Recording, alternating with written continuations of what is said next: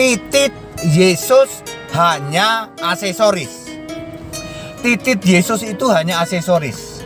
Maksudnya fungsinya hanya untuk sekresi, untuk saluran pembuangan air pipis ya toh.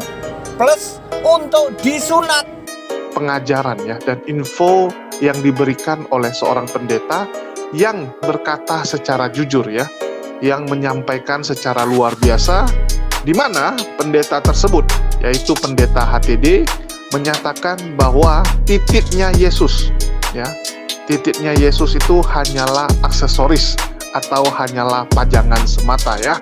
Jadi kita ketahui bersama bahwa Yesus yang dianggap Tuhan oleh saudara-saudara kita di sebelah itu adalah manusia. Ya, dia juga manusia seutuhnya, 100% manusia, disampaikan oleh para oten-oten dan pendeta-pendetanya.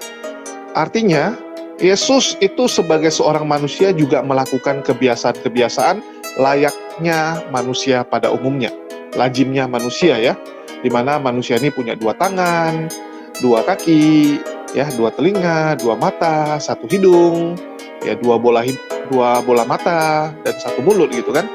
Jadi di sini kalau kita lihat ya, Yesus itu ya seutuhnya manusia, nggak mungkin Yesus dibuat cacat gitu kan. Apalagi bagi teman-teman Kristen dia ini adalah Tuhan gitu. Nggak mungkin lah ada manusia ya yang cacat itu jadi Tuhan. Apalagi gitu kan, nggak mungkin Tuhan memilih orang yang hancur lebur untuk menjadi nabinya gitu kan. Kalau di Islam kita juga mempercayai bahwa Yesus atau Nabi Isa alaihissalam adalah seorang nabi. Biasanya yang dipilih menjadi nabi itu memang diciptakan spesial gitu ya, secara penampilan, secara postur badan, dan secara kemampuan gitu kan, lebih pintar daripada manusia umumnya, lebih spesial lah kalau kita bilang. Jadi di sini layaknya manusia, Yesus juga punya yang namanya titik ya, sebagai seorang pria. Karena kita tahu Yesus itu adalah seorang pria ya, bukan wanita, bukan yang lain gitu ya. Jadi Yesus ini manusia, seorang pria, maka dia punya yang namanya titik ya, atau belalai gajah ya. Kalau Suncan bilang ini belalai gajah. Teman-teman Kristen,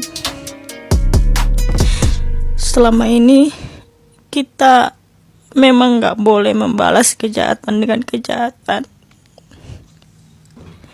Ketika Tuhan Yesus dihina, direndahkan, dicaci maki, kita tidak boleh membalas kejahatan dengan kejahatan.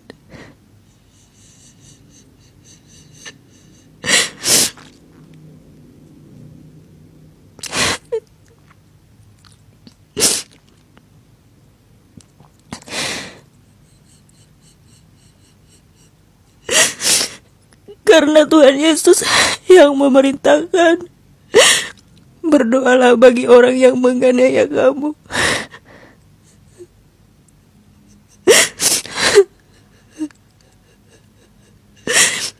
Hari ini saya sangat sedih sekali. Seorang YouTuber, nama channelnya HMC News. Dia begitu merendahkan Tuhan Yesus.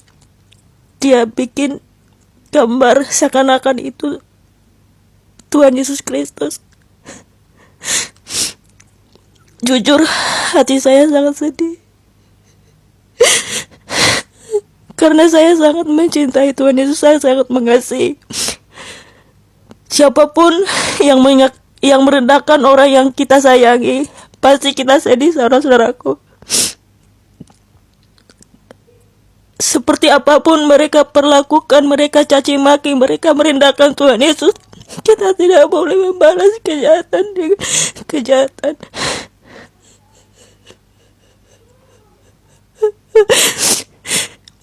Di sini saya mengajak teman-teman Kristen, mari kita bangkit bukan untuk melawan. Lihat di media sosial. Mereka sangat merendahkan dan menghujat Tuhan Yesus.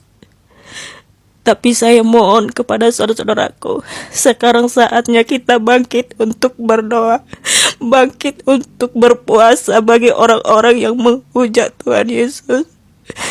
bangkit untuk mendoakan mereka karena mereka tidak tahu apa yang mereka perbuat.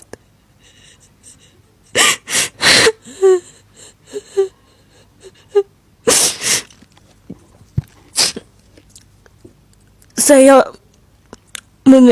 meminta kepada teman-teman Kristen, mari kita berdoa yuk bagi orang yang menghujat Tuhan Yesus.